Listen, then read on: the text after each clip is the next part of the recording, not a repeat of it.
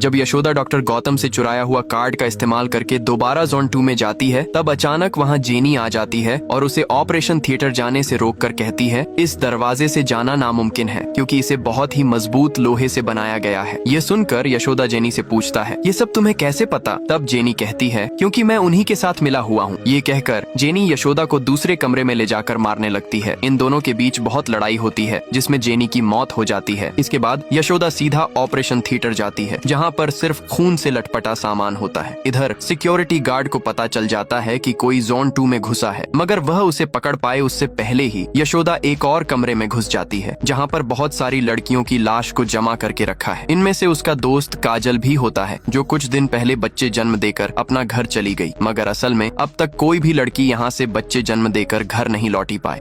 जब यशोदा अपने दोस्त जेनी को मारकर जॉन 2 के एक अजीब कमरे में जाता है, तब वो देखती है कि ये एक मुर्दा खाना है जहाँ पर बहुत सारी लड़कियों की लाशें जमा करके रखी गई हैं। वहीं उसकी दोस्त काजल और लीला की लाशें भी होता है जिनके बारे में कुछ ही दिन पहले मधु ने कहा था कि उन्हें उनका पूरा पैसा देकर घर भेज दिया गया। मगर सच्चाई ये थी कि आज तक जितनी भी लड़कियां सरोगेसी के नाम पर मां बनने आई थीं, उनमें से कोई भी घर नहीं लौटी। तभी मधु कैमरे की मदद से यशोदा को मुर्दा खाने में देख लेती है और सिक्योरिटी गार्ड उसे पकड़ने के लिए ढूंढने लगते हैं। उनसे बचते हुए यशोदा एक दूसरे कमरे में आकर छिप जाती है जहां उसे कुछ ग्लास दिखते हैं। जब वो उन्हें पहनती है तो उसे इस अंधेरे कमरे में भी सब कुछ साफ साफ दिखने लगता है। तभी उसे पता चलता है कि ये एक आइस स्टोरेज रूम है जहां पर यशोदा को लीला का बच्चा भी मिलता है जिसे एक डब्बे में फ्रिज करके रखा गया है। जब यशोदा लीला के बच्चे को लेकर वहां से बाहर जाने लगती है, तब गलती से उसका हाथ एक स्विच पर लग जाता है। स्विच ऑन होते ही वहां पर और भी कई बच्चों के शव दिखाई देने लगते हैं। जब यशोदा को पकड़ने के लिए गार्ड मुर्दा घर तक आ जाते हैं, तब यशोदा गार्ड से बचते हुए एक कमरे में जाकर छिप जाते हैं जहां पर बहुत सारे बच्चों को डब्बे में भर के रखा गया है। यह देखकर यशोदा डर के मारे चिल्लाने लगता है और उसकी चिल्लाहट सुनकर गार्ड आकर उसे पकड़कर दूसरे कमरे में ले जाते हैं जहां गार्ड यशोदा को मारने की कोशिश करता है। इससे दोनों के बीच बहुत लड़ाई होती है, लेकिन आखिरकार यशोदा गार्ड को मार देता है। फिर कैमरे की मदद से यशोदा मधु का पीछा करता है और उसके कमरे का पासवर्ड पता कर लेता है। और जब मधु अपने कमरे से चली जाती है, तब यशोदा गार्ड के कपड़े और हथियार पहनकर मधु के कमरे में घुस जाता है और कमरे में तलाशी करने लगता है। मगर तभी वहां मधु आ जाती है और यशोदा से यह सब के बारे में पूछने लगती है। यह सब पूछते हुए वह उसकी तरफ बढ़ने लगती है, लेकिन तभी यशोदा एक चाकू लेकर मधु को पकड़ लेता है। और तभी वहां डॉक्टर गौतम आ जाते हैं और यशोदा से कहते हैं, इसे मार दो, ये जैसे तुम्हें यहाँ फंसाया है वैसे मुझे भी फंसाया है।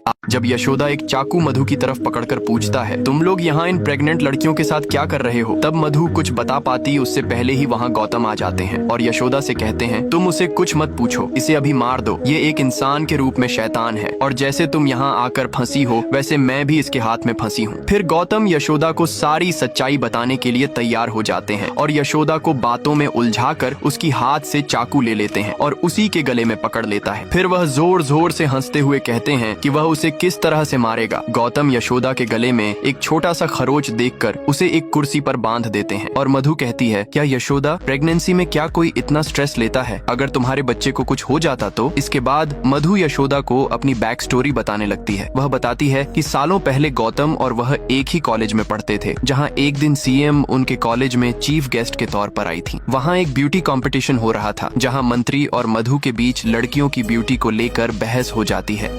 मधु कॉलेज की सबसे खूबसूरत लड़की थी, इसलिए कॉलेज के सारे लड़के उसके पीछे पड़े रहते थे। उनमें से कॉलेज का टॉपर गौतम भी था। एक दिन गौतम क्लास के बाद मधु को अपनी दिल की बात कहता है, मगर मधु उसकी बेइज्जती करके वहाँ से चली जाती है। कुछ ही दिनों बाद कॉलेज में एक बड़ा ब्यूटी कंपटीशन होता है जिसमें स्टेट के सीएम चीफ गेस्ट बनकर आते हैं। शो के दौरान जब सीएम लड़कियों की खूबसूरती को लेकर कुछ बातें करते हैं, तब मधु उनसे बहस करने लगती है। इस बहस के कारण सीएम का दिल मधु पर आ जाता है। कुछ समय बाद सीएम मधु को अपने दिल की बात बताते हैं और मधु उनकी बात मानकर शादी के लिए राजी हो जाती है। दोनों की शादी हो जाती है और कुछ ही दिनों बाद मधु प्रेग्नेंट हो जाती है। प्रेगनेंसी के कारण मधु का चेहरा मुरझाने लगता है और सिर्फ 30 साल की उम्र में वह 60 साल की बूढ़ी लगने लगती है। इस गम में आकर मधु आत्महत्या करने की कोशिश करती है, मगर बदकिस्मती से वह बच जाती है। चेहरे की मुरझाहट के कारण सीएम भी मधु को छोड़ देता है। तभी हॉस्पिटल में गौतम आ जाता है और मधु से कहता है, मैं तुम्हारी खूबसूरती लौटा सकता हूँ, मगर बदले में तुम्हें मुझसे शादी कर